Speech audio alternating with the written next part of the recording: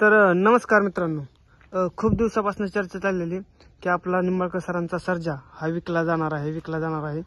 तर मित्रांनो, आज तो विकल्याला गेलेला आहे आणि बघू शकताय आपण त्याच्या नवीन गोट्यावर आज आलेलो आहे.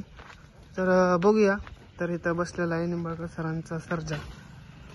तर मित्रांनो, आपण खूप सारे त्यांना प्रश्न विचारणार आहे. तर तुम्हाला सुद्धा काय विचारायचं असेल तर कमेंटमध्ये नक्की सांगा. आणि तो आता बैल कुठं आहे, कोणाकडे राहणार आहे, ह्याची सर्व माहिती मी तुम्हाला देणारच आहे.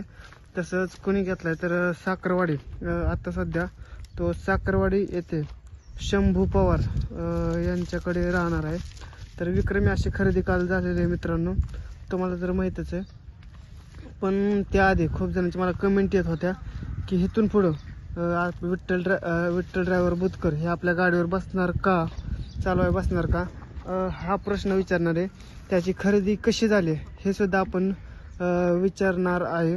तसंच अजून तुम्हाला काही प्रश्न असेल तर तुम्ही मला कमेंटमध्ये नक्की सांगा.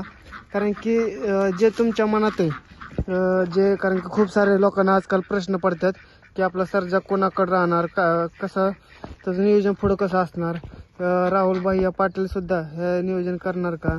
तसंच अजून खूप सारे असे प्रश्न तुम्हाला मित्रांनो पडतातच आहे. कारण की मला खूप मेसेज येतात कालपासून की आपला सर्जा विकला घेतलाय, कोणी घेतलाय, कसा घेतलाय, ह्याची संपूर्ण माहिती मी तुम्हाला देणार आहे. त्याआधी तुम्ही आपल्या चॅनलला सबस्क्राईब करायचं आहे, तसंच व्हिडिओला लाईक विसरायचं नाही आहे. आणि एक निंबाळकर सरांसाठी, आपले स्वर्गवासी निंबाळकर सर यांच्यासाठी एक सुंदर अशी कमेंट करायची. तसंच सर्जासाठी सुद्धा एक सुंदर अशी कमेंट करायची.